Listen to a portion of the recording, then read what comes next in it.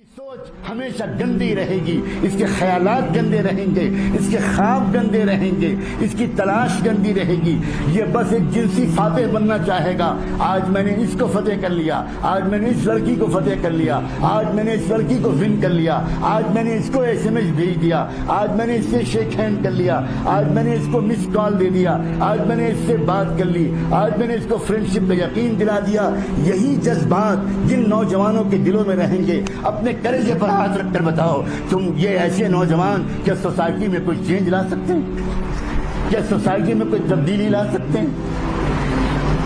محمد مصطفیٰ صلی اللہ علیہ وسلم کو ایسی امت تیار کرنی تھی، ایک ایسی امت تیار کرنی تھی جو دنیا کو بدل دے، ایسی امت تیار کرنی تھی جو پوری دنیا کو ایک پاکیزہ تہذیب سکھا دے، ایسی امت تیار کرنی تھی جو دنیا کے اندر ایک چینج لائے۔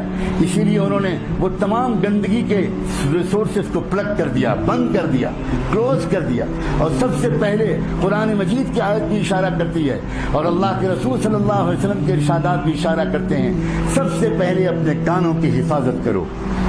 کیا آج اس مسجد میں بیٹھ کر یہ پیارے نوجوان اللہ سے وعدہ کرنے کو تیار ہیں کہ آج کے بعد سے ہم اپنے کانوں سے کوئی غلط چیز نہیں سنیں گے؟ اپنے کانوں کی حفاظت کرو، ان کانوں میں نعتوں کے ذریعے محبت رسول کے گیت کے نغمے اندر پہنچاؤ، ان کانوں سے قرآن سنو، ان کانوں سے حدیث سنو، ان کانوں سے دنیا کی تقدیر کو بدل ڈالنے والے لیڈرز جو عظیم رہنما تھے، امام بخاری، امام ابو حنیفہ، امام شافعی، امام مالک، امام احمد بن حنبل، حسن بصری، ابو الحسن اشعری، امام غزالی، ابن تیمیہ، ان علماء کے اقوال سنو۔ کوئی وقت نکالو، اپنے علماء کے پاس جاؤ، ان علماء سے کہو کہ آج ہم آپ کے پاس اس لیے آئے ہیں کہ قرآن کی ایک آیت ہم کو سنا دیجئے، ہمارے کانوں کے ذریعے قرآن کی ایک آیت ہمارے دل تک پہنچا دیجئے۔ وجد میں آ جاؤ قرآن سن کر، شوق سے قرآن سنو۔ جس امت کے پاس قرآن جیسا نغمہ ہو اس کو میوزک کی ضرورت ہے؟ اللہ اکبر، عجیب و غریب بات ہے۔ جس امت کے پاس قرآن جیسا نغمہ ہو، جس امت کے پاس قرآن جیسی موسیقی ہو، جس امت کے پاس قرآن جیسے تھرل جذبات کو ایک عجیب و غریب قسم کا سرور بخشنے والا اللہ کا کلام ہو، اس امت کو گندی شاعری کی ضرورت ہے؟ اس امت کو اس میوزک کے انسٹرومنٹس کی ضرورت ہے؟ آج کے دنیا کا ماحول تو سمجھو نوجوانوں، تم کو میدان میں اترنا ہے، اور تمہیں کو دیکھ رہے ہیں ہم جیسے بوڑھے امیدوں کی نظر سے، تمہیں کو دیکھ رہے ہیں امیدوں کی نظر سے۔ تمہیں میدان میں اتر کر سوسائٹی کو تبدیل کرنا ہے۔ ماحول کو سمجھو، ہر چیز کے پیچھے ایک کمرشل انٹرسٹ ہے، ہر چیز کے پیچھے ایک ویسٹڈ انٹرسٹ ہے۔ کس کی جال میں پھنس رہے ہیں ہم؟ آپ ہوٹلوں میں جاتے ہیں، آپ ریسٹورینٹس میں جاتے ہیں، آپ دیکھتے ہیں ایک بیک گراؤنڈ میوزک وہاں بج رہی ہوتی ہے۔ وہ بیک گراؤنڈ میوزک کیوں بج رہی ہوتی ہے؟ آپ کے دل کو سکون پہنچانے کے لیے یا آپ کی جیب کاٹنے کے لیے؟ سنیے، R.E. ملینم، یہ ایک ریسرچ اسکالر ہے، اس نے 20-25 سال تک اس موضوع پر ریسرچ کیا ہے کہ جو بیک گراؤنڈ میوزک ہوتی ہے اس کے ایفیکٹس کیا کیا پڑتے ہیں، اس نے ہنڈریڈس آف پیجز لکھے ہیں، کیا کیا اثر پڑتے ہیں بیک گراؤنڈ میوزک کے۔ اس نے لکھا کہ the tempo of background music in a restaurant affects the customers in the restaurant with respect to the duration of their meals۔ Back ground music ان لوگوں کو اس پر مجبور کرتی ہے کہ وہ دیر تک بیٹھے رہیں اور کھانا آرڈر کرتے رہیں، اور کھانا کھائیں اور کھانا کھائیں اور کھانا کھائیں، and the amount of money they spend، اور زیادہ پیسہ ان کی جیب سے نکلے۔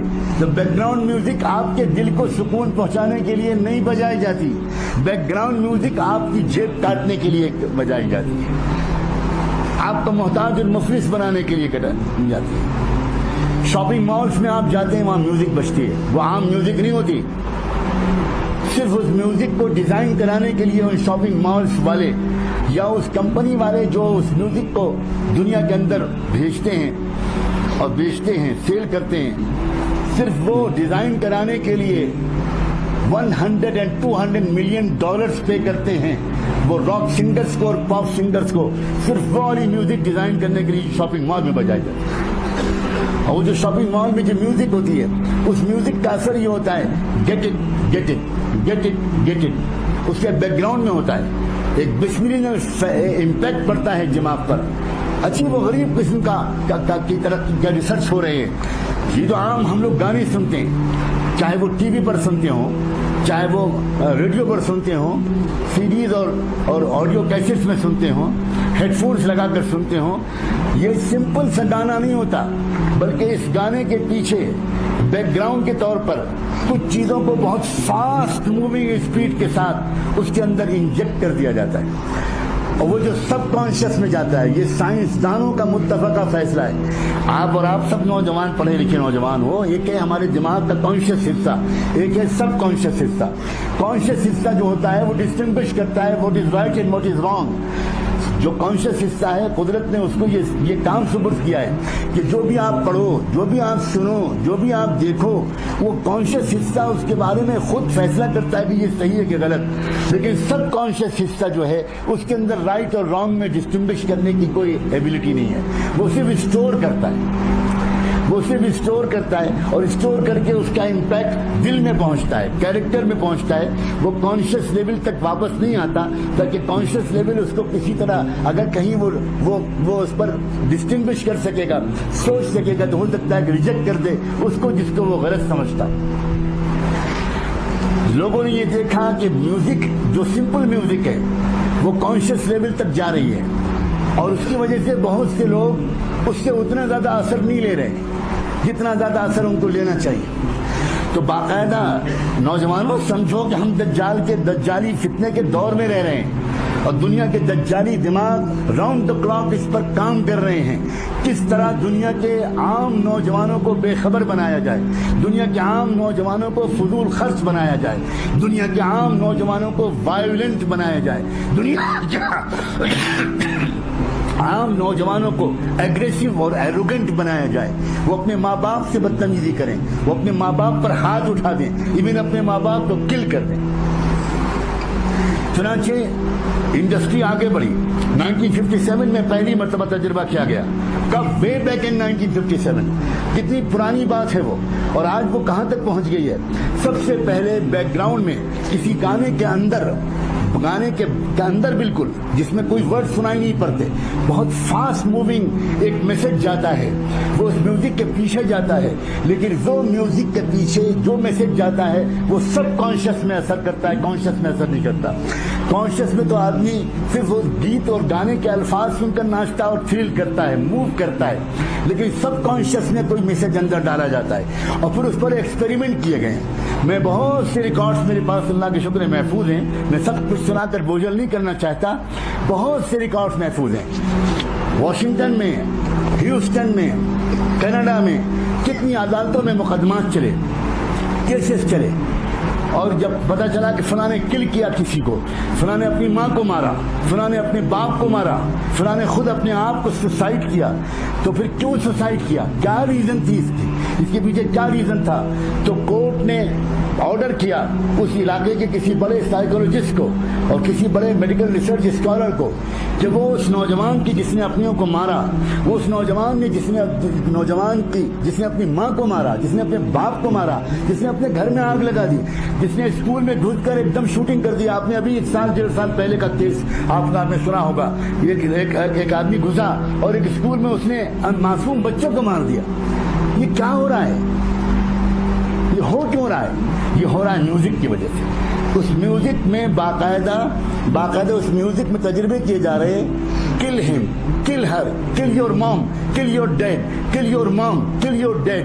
اب وہ ہزاروں مرتبہ subconscious kill your mom and kill your dad سنتا ہے, وہ ناچ رہا ہے اور وہ تھرل کر رہا ہے, موو کر رہا ہے اس میوزک کو سن کر. لیکن اس کے پیچھے سب کانشیس میں کل your mom, call your dead, کل your mom, call your dad, try it, why don't try it, shoot.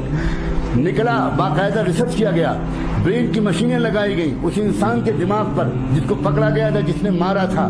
مشینیں لگائی گئی, میپ کیا گیا برین کے میپ کو, تو برین کے میپ کے اندر پرنٹڈ میٹر نکلا, شوٹ,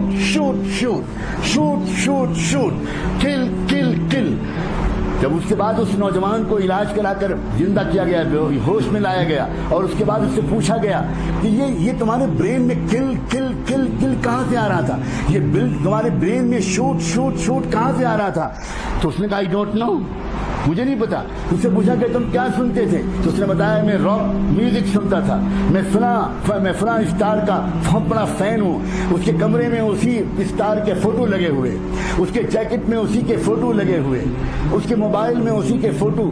تب پھر اس کے بعد کسی ریسرچ اکیڈمی کو کورٹ کی طرف سے دیا گیا کہ اس میوزک کا انالائسس کریں، ڈیپ سائنٹیفک انالائسس کریں، اور اس میں نکلا یہ بات کہ اس کے اندر تھا کل کل کل، shoot shoot shoot, kill your mom, kill your dad. Why don't try? Stand up and shoot. یہ سب میسیجز اس کے اندر تھے۔ تب کورٹ نے فیصلہ کیا کہ یہ جو آدمی ہے، اس نے دراصل یہ جو کچھ کیا ہے یہ اس میوزک کے دراصل اثر کی وجہ سے کیا ہے۔ اب پھر ایک مرتبہ اللہ مجھے اور آپ کو شکر کی توفیق دے، 1500 سال پہلے دنیا میں کسی سائنسدان نے یہ ریسرچ نہیں کیا تھا، لیکن قربان جائیں محمد رسول اللہ صلی اللہ علیہ وآلہ وسلم کے کہ انہوں نے پہلے سے کہہ دیا قریب مت جانا میوزک کے، قریب مت جانا موسیقی کے۔ میوزک قتل تک پہنچائے گی، میوزک شراب تک پہنچائے گی، اور میوزک زنا تک پہنچائے گی۔ سمپل چیز نہیں ہے میوزک، تباہ کر دینے والی چیز ہے، صلاحیتوں کو برباد کر دینے والی چیز ہے۔ تم نے آج تک دیکھا ہے کہ میوزک کا کوئی دلدادہ، کوئی نوجوان اس نے آگے بڑھ کر دنیا کو کوئی بڑا انوینشن کر کے دیا ہو، کوئی ڈسکوری کی ہو، کوئی سائنٹیفک ڈسکوری کی ہو؟ کانوں کی حفاظت کرو عزیز نوجوانوں، کانوں کو بچاؤ، قسم کھا لو اس بات سے کہ کان سے کوئی غلط بات نہیں سنو گے۔ اب تو صورتحال یہاں تک آ گئی ہے کہ ایون موبائل کی جو رنگ ٹون ہے، یہ موبائل کی جو گھنٹیاں ہیں، اور موبائل کے جو اس وقت گانے اور میوزک جو رنگ ٹون کی شکل میں سنائے جا رہے ہیں، یہ سب اس پلان کے تحت ہے کہ دنیا میں وہ اسٹڈی کرتے ہیں کہ ابھی اتنے بلین انسان ہیں جو میوزک استعمال نہیں کرتے، جو ہیڈ فون سے میوزک نہیں سنتے، جو ٹی وی سے میوزک نہیں سنتے، جو ریڈیو سے میوزک نہیں سنتے، اور وہ اچھے لوگ ہیں، پاک دامن لوگ ہیں۔